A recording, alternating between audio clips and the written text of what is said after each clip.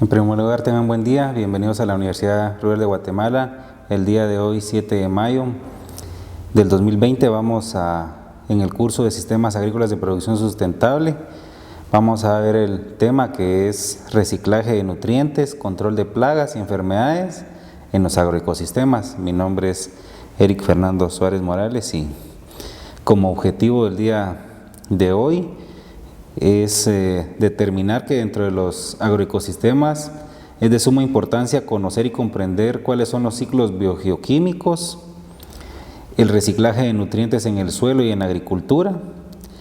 Ahí sí que conocer cuál es la importancia del control de plagas y enfermedades y también lo que son las malezas en un sistema de producción, pero ante todo conocer también los diferentes tipos de controles o métodos existentes antes de llegar al control químico. Entonces, primero podemos decir que reciclar nutrientes en un agroecosistema es de suma importancia, ya que se dice que qué relación existe entre la biomasa vegetal producida en el agroecosistema y en el entorno del suelo. Y se dice que el flujo de nutrientes en un agroecosistema consta de entrada de nutrientes como también salidas, y dentro de este flujo de nutrientes está la relación entre planta y suelo y lo que es la salida de estos nutrientes dentro del sistema. También se dice que todas las especies vegetales contribuyen por igual con el principio de retorno de nutrientes en los agroecosistemas y que cada especie posee requerimientos diferentes de nutrientes, así como también el porcentaje de absorción o reabsorción varía dependiendo de la especie que tengamos cultivada y la edad de la planta. Ahí sí que a mayor edad de la planta pues también hay mayor requerimiento de agua y nutrientes para que éstas puedan cumplir con su ciclo de producción. Luego se dice que cuando hablamos del flujo circular o el flujo de nutrientes, en este caso pues nosotras las personas tenemos ahí sí que nuestro ciclo, y dentro de nuestro ciclo está lo que es orina y heces, lo que es destrucción de patógenos, y pues prácticamente ahí sí que con excrementos y orinas que nosotros expulsamos pues también lo podemos utilizar para las plantas, y estas plantas nos sirven para la cosecha, transporte, almacenado y proceso, y lo que es alimento sano y fresco. Siempre cuando vemos este flujo pues es de suma importancia también de que para poder ahí sí que procesar heces, orina, ya sea animal o humana, pues lleva un proceso y en el cual pues se debe de cumplir con todas las normas y toda la sanitización para que éstas estén libres de E. coli. Dentro de las técnicas de conservación de suelos, se dice que existen varias técnicas o prácticas en lo que es conservación de suelos y que son sencillas, de bajo costo, de fácil aplicación y de aceptación por los agricultores. Y dentro de ellas tenemos las prácticas que debemos cumplir con el objetivo de evitar erosión, y por ejemplo puede ser siembra de plantas de cobertura y abonos verdes, el uso de estiércol y aboneras orgánicas, la labranza conservacionista o labranza mínima, los sistemas agroforestales, la siembra en curvas a nivel o siembras al contorno, lo que son las barreras vivas o barreras muertas. En este caso, cuando hablamos de barreras vivas estamos hablando de cobertura vegetal para cubrir el suelo de la erosión, y cuando hablamos de barreras o muros de piedra, pues en este caso son barreras muertas que las colocamos con el objetivo de evitar la erosión hídrica. También tenemos lo que son las terrazas individuales, y acá pues en las imágenes podemos observar cómo es que podemos utilizar este tipo de cubiertas, ya sean naturales o ya sea barreras vivas, ahí sí que en contra de la pendiente para evitar la erosión como tal. Luego podemos observar dentro del esquema de la dinámica de los ciclos de nutrientes, que en este caso pues como su nombre lo dice, tiene un ciclo Este inicia desde lo que es la reserva viva. Dentro de la reserva viva están lo que son los animales, las plantas y los microbios. Estos lo que provocan es una fijación biológica con los residuos, ya sea de animales, plantas o la muerte de animales. Venimos y empezamos ahí sí que a producir lo que es una reserva orgánica o abono orgánico. Este abono orgánico se convierte en humus a través de la descomposición de la materia. Acá se da lo que es la mineralización y pérdida de algunos nutrientes. Cuando se está dando la descomposición y por ejemplo lo hacemos a campo abierto, pues se da lo que es la lixiviación, se mantiene lo que es una reserva inorgánica y con el riego pues los nutrientes tienden a lixiviarse cuando el riego no es controlado, sino que venimos y lo aplicamos en grandes cantidades y no dependiendo de la edad del cultivo y cuál es el requerimiento que éste necesite. Bueno, luego dentro de los ciclos biogeoquímicos tenemos lo que es el ciclo del carbono, el ciclo del fósforo, el ciclo del nitrógeno, del hidrógeno y lo que es del oxígeno. Prácticamente estos ciclos son biogeoquímicos porque al final de cuentas son ciclos naturales que se dan ahí sí que a través de la energía lumínica, el aire y y prácticamente necesitamos todos los componentes naturales para que se den este tipo de ciclos en la Tierra. Por ejemplo, tenemos lo que es el ciclo del carbono y para que se dé el ciclo del carbono necesitamos lo que es la precipitación, lo que son los residuos orgánicos, ya sea estiércol animal, residuos de cosecha, hojas de árboles. Esta materia orgánica viene y empieza una descomposición y cuando se empieza a producir lo que es la descomposición se da lo que es la producción de amonio. Este amonio nos puede servir ya sea para fijación de gases en el suelo. Este amonio lo podemos utilizar hasta incluso en biodigestores. Después de la producción del amonio se da lo que son los nitritos. Estos nitritos se dan a través de las bacterias que están dentro de la descomposición. Luego de la formación de amonio y nitritos viene lo que son los nitratos y es la forma en la que pues prácticamente se da lo que es el nitrógeno y pues prácticamente como todo ciclo pues como hablábamos al inicio de que pues prácticamente en el ciclo ahí sí que hay entradas y salidas y por ejemplo la entrada en el ciclo del nitrógeno se da a través de la descomposición de la materia orgánica y la salida pues es a través de una pérdida gaseosa cuando se da la evaporación como tal o la evapotranspiración. Luego pues tenemos el ciclo del carbono, que este ciclo pues ahí sí que prácticamente se da al igual que la fotosíntesis, se necesita de lo que es la radiación solar o la energía lumínica, el dióxido de carbono que pues prácticamente nosotros los humanos cuando tenemos un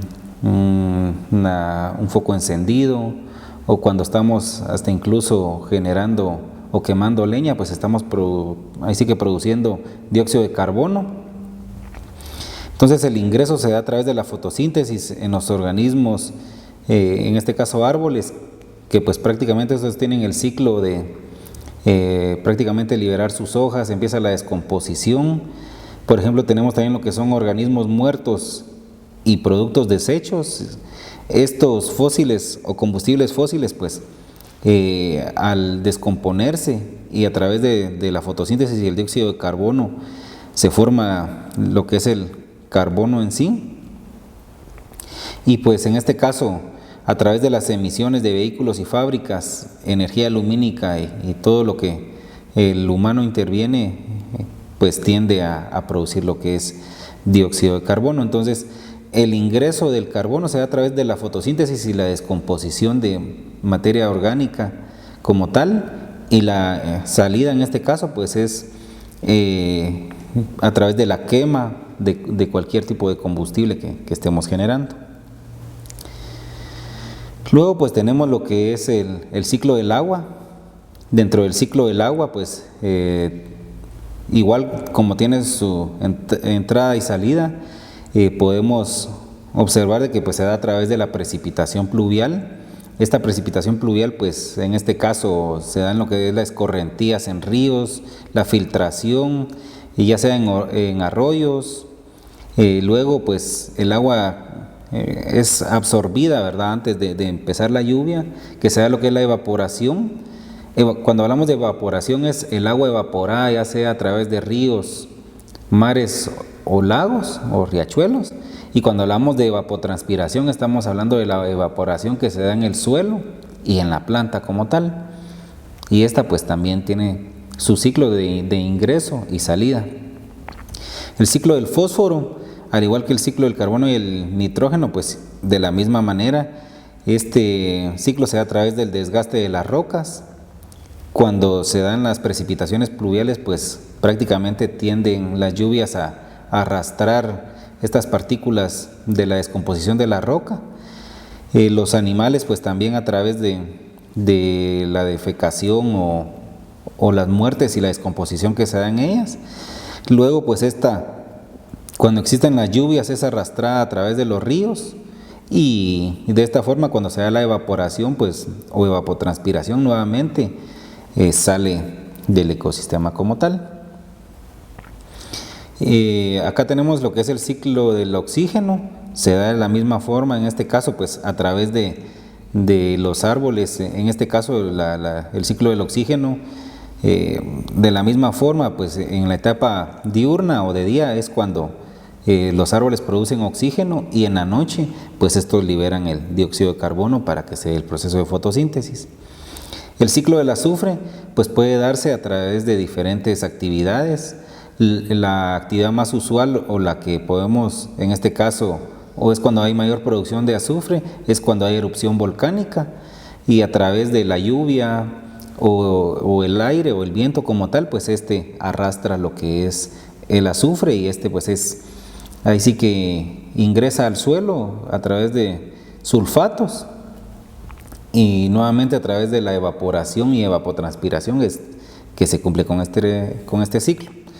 Luego vamos a entrar a lo que es control de enfermedades y malezas.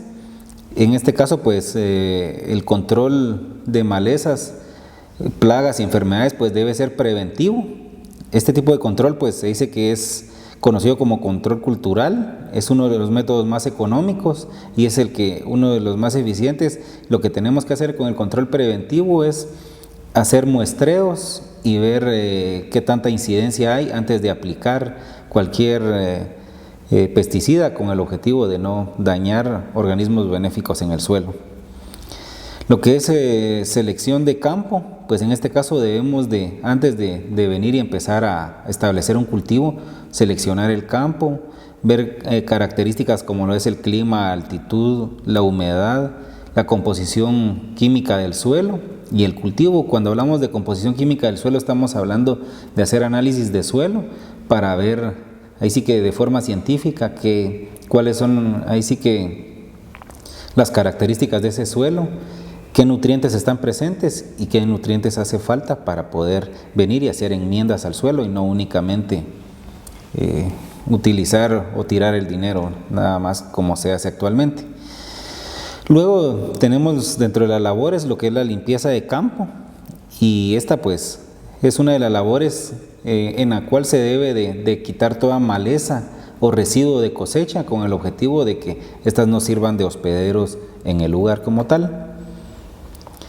Luego decimos de que hay varias características importantes en el tema de la variedad que deben de considerarse en el proceso de selección de semillas, y va desde la potencialidad del rendimiento, el tiempo de maduración, si es tolerante al calor o frío, si es tolerante a la sequía, qué tanta resistencia tiene a plagas y enfermedades, y lo más importante, ver en este caso las características que busca el consumidor final, como lo es color, tamaño y forma.